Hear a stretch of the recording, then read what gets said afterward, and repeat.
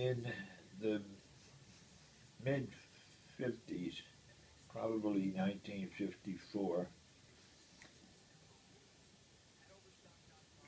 my wife Pat and I were shopping, and we went into a shop in Dublin, and one of the best known and big department store called Brown Thomas, and they had an auction like setup in which they were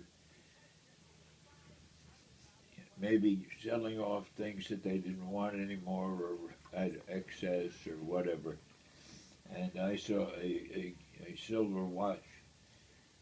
All of my watches, with one exception, are hunter case watches, meaning that they're closed. They have a closed over.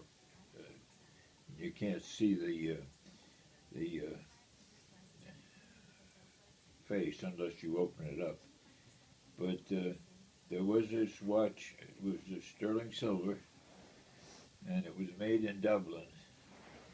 And I encourage someone to research, if they can, the makers and so forth.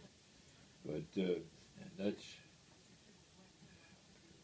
for Dublin when for Sean, when he becomes a doctor, he gets the watch.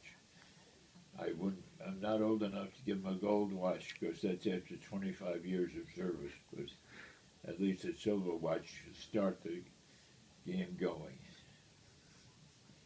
And I wish him every good luck with it.